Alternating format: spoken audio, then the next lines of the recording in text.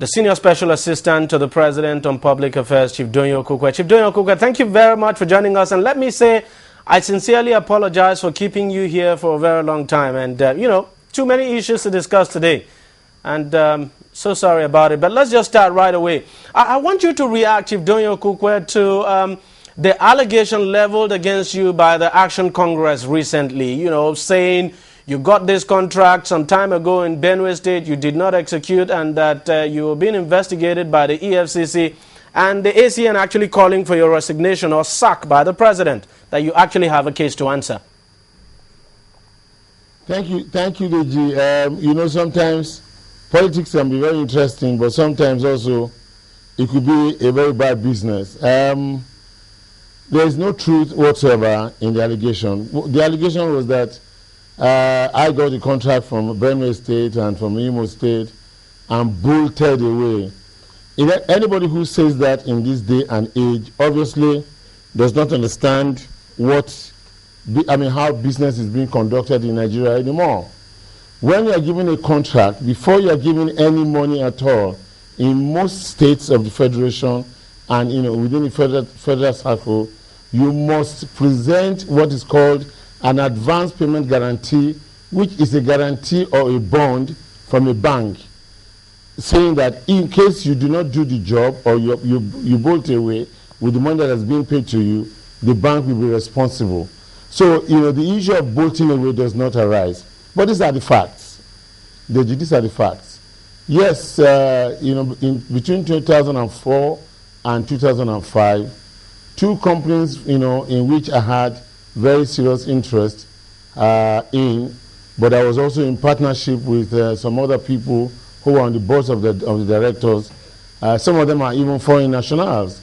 We took a decision to go into rural road developments, especially with some arrangement with another partner in South Africa who have developed a peculiar solvent which can reduce the cost of construction by over 30%.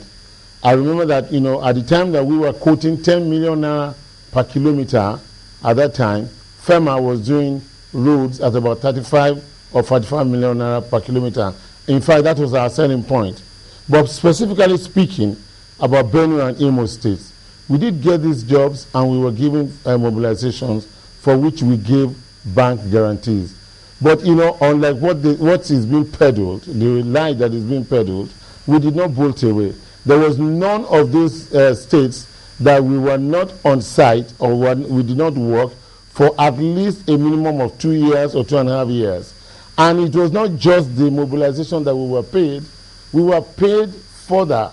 We would receive further payments for work done.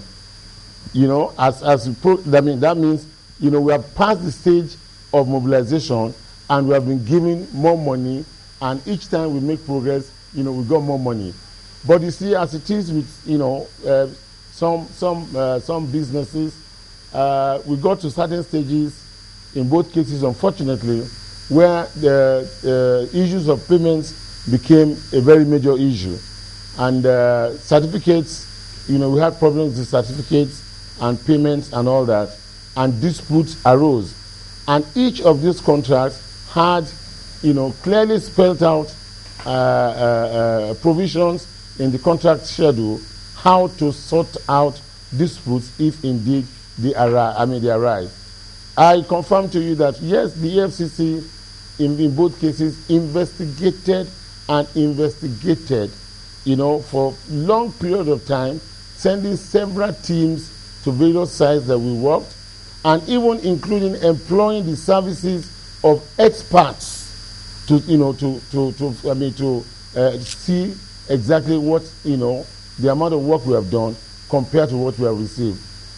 In both cases, there was no evidence at all of any criminality. What we had was a civil commercial transaction for which disagreements did occur between us and our employers, and in the case of Benue, we were advised to go for arbitration, and the process was actually commenced. And in case of Imo State, in fact, Imo State, because these contracts also occurred, they moved from one state, one regime into another regime.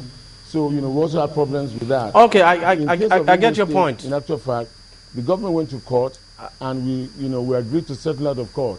All right. The story about, us taking money and bolting away is total nonsense.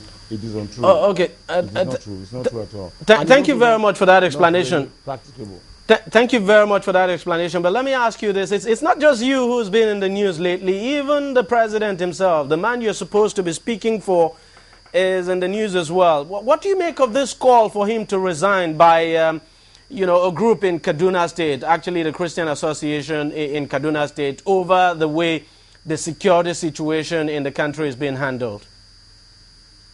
Thank you very much. The Christians, but not just in Kaduna State, the Christian community in the north had borne the brunt of, majority of these onslaughts by, this insurgency and violence and killings and bombings in some parts of the north. And one cannot but sympathize, with them. In fact, I believe that, these Christian communities remain heroes of this country, because all they had to do was at any given time to retaliate, and then the whole country will be in conflagration, which is the desire of the enemies of the nation.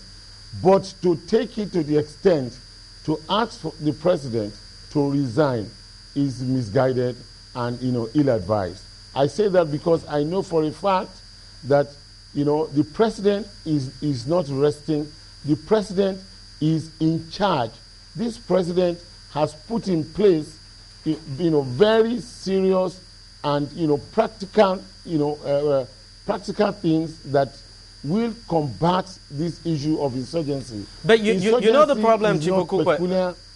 The problem, yes? Chief Okupe, the problem is that, I appreciate the fact that you say the president is in charge and the president is doing everything.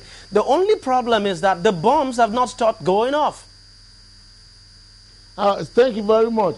You see, Deji, when a man decides that he is going to die, is willing to die, and he lives amongst of you, he is not different from you, he's not a Chadian, he's not a European or a Lebanese, that you can easily pick him out. It's extremely difficult to halt them. It's extremely, and that is why in the history of insurgency all over the world, it is one of the most difficult national problems to handle.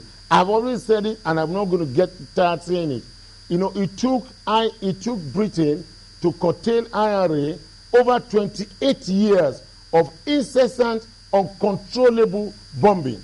And we just hope it's not going to take us that time. The Maghreb insurgents in North Africa started in 2002. It is still until today. The one in Vietnam, America had to leave it. More recently in Iraq, there was no insurgency in Iraq before the U.S. came, but the U.S. had to leave Iraq finally with insurgent activities still very high. When the insurgency is from within, it is extremely difficult to handle. But let me also say this. I am aware that over 60% of the program of the insurgents are either diffused or stopped, right now, so that what we are actually seeing is a minor percentage of what they plan to do. Today, today is a glaring example.